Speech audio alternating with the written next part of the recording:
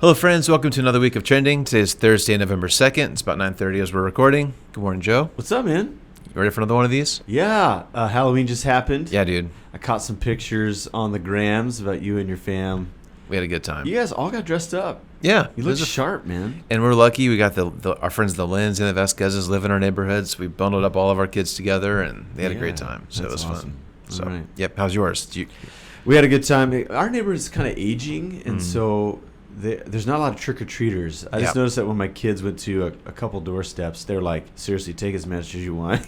Yeah. Get rid of this candy. We just like put it all out. We have like a real low front porch. Yeah. And I get a Costco bag, like a big bag of the good stuff, and I just put it all out there so kids can pick what they want. Nice. And I thought this thing's gonna get picked clean, like somebody's gonna do like the into the bag treatment. Yep. But there was a ton left over. I brought it to the office to try to have an offering for those who come into the office, and a ton of York peppermint patties. Okay. That seems to be like the least popular. I like those. So if they're still here, I'll go snag some. Dude, I'm your Huckleberry. I've got a ton of them for you. Okay, nice. Yes, Pastor Appreciation Nice. Month extended for you. So, Love it. Yeah, it's also so one of our trending faithful is my father-in-law Mark Lenz. He's getting his hip replaced this morning. Yes. So hopefully you're recovering well. I kind of wonder what trending is like hopped up on Lortab. I can only imagine. Probably more entertaining. We'll get our first review Okay. of someone under heavy recovery meds. Well, Mark, let us know what the experience is like for you. All right, man. Should we get to it? Let's do it. As always, a lot going on in the world. I've noticed another kind of theme in the past few weeks I thought would be kind of interesting for us to talk about. So this is already kind of old. It's crazy how fast the news cycles change. Like this wasn't a thing last week, and now it feels like it's a little old already. Right. But I think it was last week, the news spread that Britney Spears' new memoir came out. Right. And it was a big deal. Like I saw and heard Britney Spears everywhere for a couple of days. And then it kind of made me think that, there's these new, this has been happening for a long time, but there's just this wave of celebrity memoirs. They're all over the place. So Jada Pinkett Smith had a really big one that released a couple weeks ago, I think. And I just looked. I guess Prince Harry had one not that long ago. Let's see. Wasn't it called The Spare? The Spare. Well, it's a clever one because someone actually called him that as like a put down. And so he's like, you know what? I'm going to use that. And what a ingenious idea. Yes. Henry Winkler has one. Paris Hilton. What are the odds you think that Winkler's got a reference to Patrick Mahomes? Very high. Yeah. I think it's very high. Yeah. If you've read it, friends, yes. If you've read it, let us know if that's happened. Yes. Yeah. But anyway, so there's just long stream of new books, right? And Britney Spears and Jada Pinkett Smith are probably the most buzzworthy recently. And both of them, I just want to get your take on this, Joe. Sure. They sell a lot of books. They're on all the talk shows. They're on all the podcasts kind of talking about this. And they're popular. They're high-profile people, so we have an interest in their lives, right? Mm-hmm. But what both of them in particular did is they kind of dropped these bombshells that hadn't previously been public, right? Okay. So Jada Pinkett Smith gave some details about her marriage with Will Smith that were previously not known. Just some buzzy stuff about maybe they were separated longer than they thought. Then they publicly said that they were. Oh, okay. Just kind of some kind of juicy details about her relationship with Will, right? Right. Brittany kind of similarly had some not very nice things to say about Justin Timberlake when they were together. Yeah. And he deserved it. Like he didn't treat her very well, and he admits that. But some new things leaked out about their relationship that don't put him in a very popular light. Right. So I just want to hear your take, Joe. Like it's just human nature. We have this interest in high profile people. Mm-hmm. And so when they do this, where they put out a book where they're honest about pain that they've experienced, and we are interested in that. And I think that's probably okay on some level, and we want people to be honest. They shouldn't be hiding these secrets necessarily. And it also feels a little weird to me that they're kind of profiting by putting other people down, if we're honest. Right. They're kind of giving new dirt on these other celebrities, and they're kind of profiting from it. So I guess I should mention too that Matthew Perry also had a really successful one. I think last year we talked about it. Yeah. And then obviously the really sad news about his passing this week, where he didn't necessarily throw anybody else under the bus that I can recall, but similar story where they air their dirt and their pain pretty publicly. Right. For us as humans, is that healthy? Should we do that? As consumers, is it healthy for us to be reading all this stuff about celebrities that we follow? Right. I just feel like it's happening more than I remember it happening before. So what are What are your takes on that? Yeah, so there's maybe a couple different angles. I do think it's human nature to try to polish our image. It's just something that we do. Yeah. We see extreme versions of it with celebrities because they really, that's all of their equity is how they are perceived. Yeah. Can they get billed again? I mean, they have to apply for a new job all the time. Yeah. And so they have to make sure that they look better. Sometimes I think the dark side of that is that you have to dunk on somebody else, like so that you are kind of left alone in the circle to be chosen. Yeah. I think somebody told me once that a good metaphor for human life is like a sandcastle on a beach. Okay. And like the high tide comes in and like kind of messes with it. And you have to like Yeah. really quickly, like when the sun's out, to bake it again, like reform it before the next tidal wave comes in. I think that happens in all of us at some level. Yeah. Or at least there's a temptation to do that. We just see it more often in celebrity. And so I think in regards to, is this a common thing? Is this a good thing? I think it's yet to be determined. People can make their own assumption about that. But the Bible does have these instances where like there's biographies, there is memoirs, there's novellas about big characters. And it's actually quite interesting when you get into the grain and the weeds of how some of these stories are told. I remember my very first big paper in seminary years ago. You were probably, I don't know, 8th grader. I have no idea. You were probably like the teaching assistant for Matt Skillen, my older brother, right? Yeah. But I remember this is something I had never noticed it before, even though I was a Bible reader for some time. But our professor said, okay, if you read the 2 stories in the Old Testament where King David did a census of his army, it's actually mentioned twice. One in this 1 Samuel, 2 Samuel time period. Okay, and that's probably the older version. And then once in the Chronicles, which also recounts Israel's history. And I had never recognized this before, but in the earlier version, the writer of that version of it, that novella of David, says that God enticed David to count his fighting men, and then God judged him for it. Okay, it makes God like this, this rascal wanting to bring ruin to David, right? If you actually go to the Chronicle version, and it says, no, like a tempter, a Satan. I think Protestants try to make that a personified the Satan that we find in the teaching of Jesus. In the Hebrew, it's more bland, just a accuser, a ha-satan, according to the Hebrew language. But so the ha-satan, like not God, but some other entity, evil entity, tempts David. He can't resist that temptation. He caves to it, and then God has to unfortunately judge him. So you got these 2 stories, and so our professor's like, how do you make sense of these things? And so I had to pull all the big books off the shelf, and like I remember like teaching this through a Bible study at the church I was working at the time, and I kind of laid out the options for folks. And one of the options is as well, like the devil and God have the same agenda here. They both want to see David, chastised. And so in these rare moments, like the purposes of the enemy and the purposes of God overlap in some strange, way. And that's one version of it. Another version is like, no, there's 2 different authors here.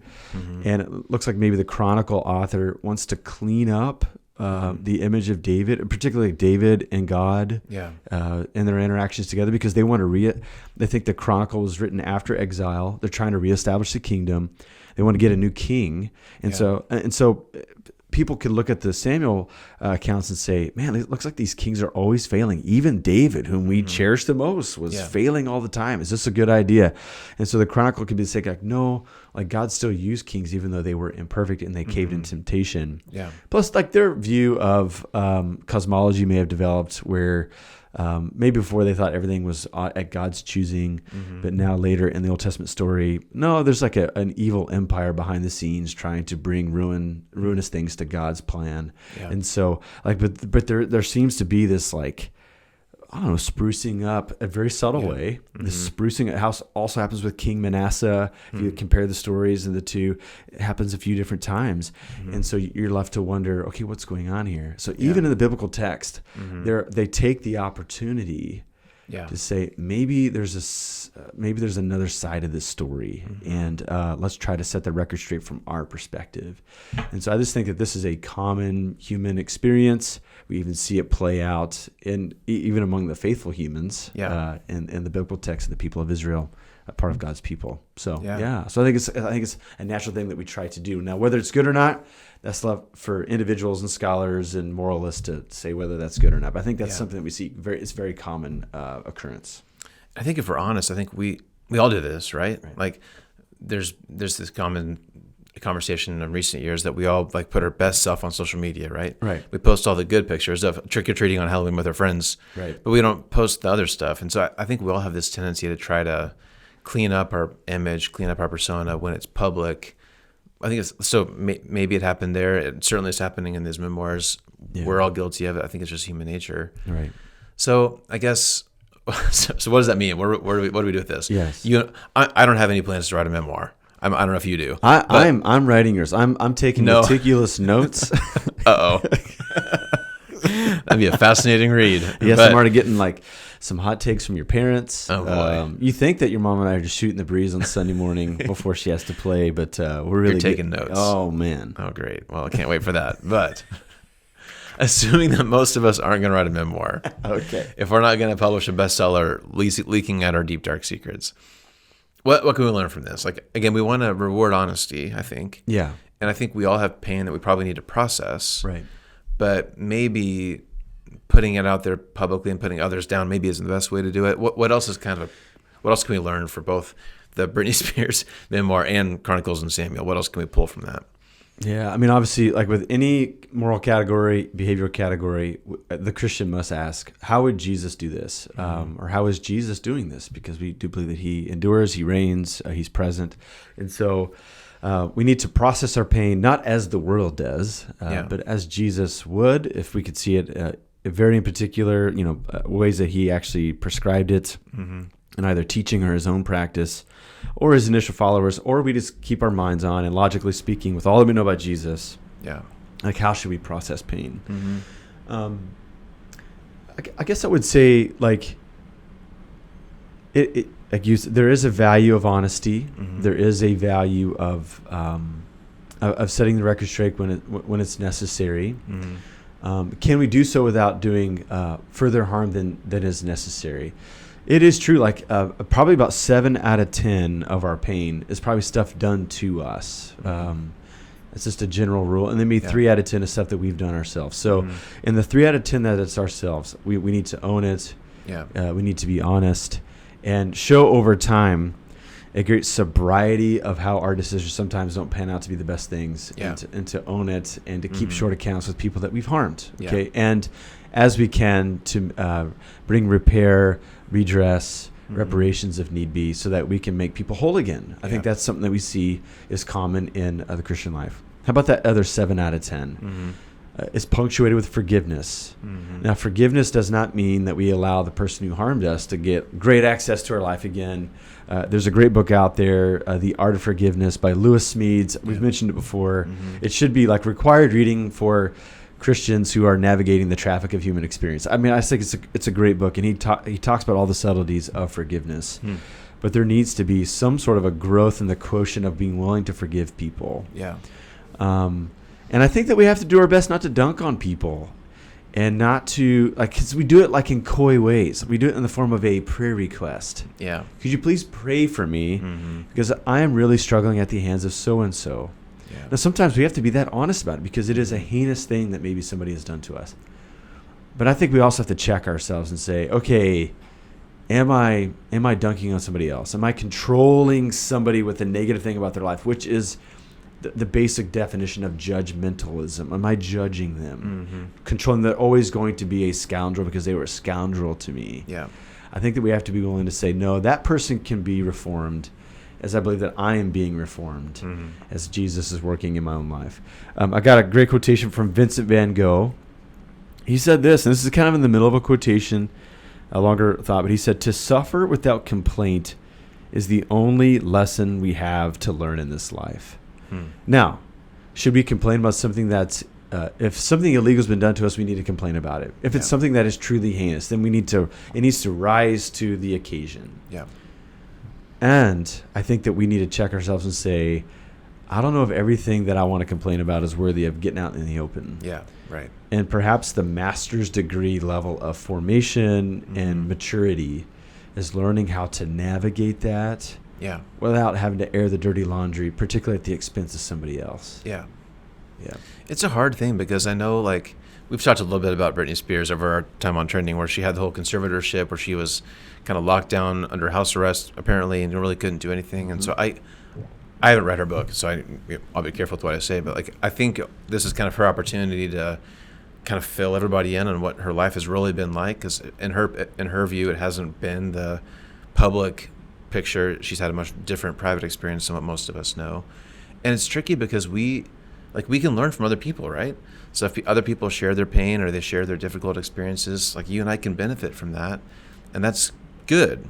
So I guess I think it's tricky. Yeah. But I think so. I don't think, like, all memoirs are bad. You know, we can learn from people's story. It's good to hear their truth. It's good for people to have a platform to share their life story. But I think you're right that there needs to be a line where you're not putting other people's down for your own benefit publicly. Like that, to me, that's where the line is maybe crossed. Right. Is that kind of how you would summarize it too? Let's talk about going the extra mile. Jesus, I think discipleship is trying to go the second mile. Yeah. And there's a great book we've mentioned before called The Sunflower. To spare all the details, the main character of that story had an opportunity to ruin somebody else's life.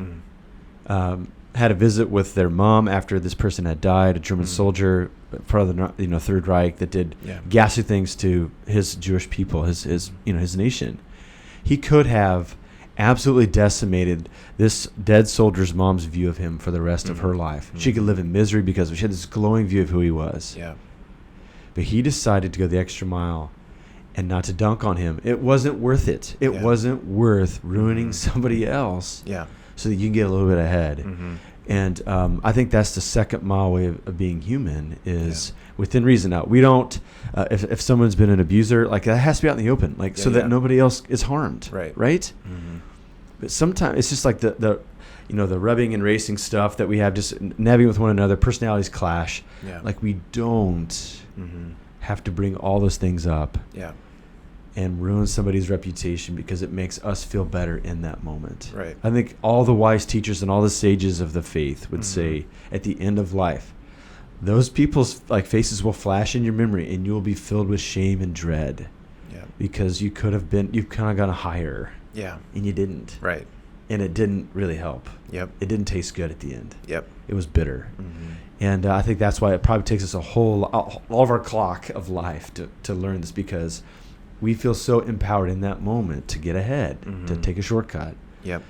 And we've got to learn along the way. Like, it's best to live at peace with all people as far as it depends on us. Right. Including this facet of what it means to kind of relate to other people. I didn't plan this, but that's exactly what we're talking about in this current sermon series at Ridgepoint, or the Words Matter series. I think this week is about angry words, right? And how putting forth our angry words often isn't the best way to live. So, hey, I didn't even plan that and didn't even put it together until right now, but that's exactly what we're talking about, because our words are so important. I think we underestimate how important our words are. So, whether you're writing a memoir or not, come to Ridgepoint on Sunday and learn more about that. Use those words wisely. Yes. It's a skill that I think we would all be wise to work on. So. Absolutely. Any closing thoughts, or is that a good place to leave it? I think it's a good place to land. Hang up the phone. Have you seen that tennis player? That's like his celebration when he wins. He slams the phone down. No. Such a baller move. I think he'll regret that later in life. But it's for now, pretty aggressive. It is. But for now, that's like his thing. I like it. Okay, we won't hang up on you. No. Thank you for watching or listening. If you're on the podcast, we appreciate you too. So thanks for being here with us today. Hope to see you Sunday and back next week. Yeah. See you next time. See ya.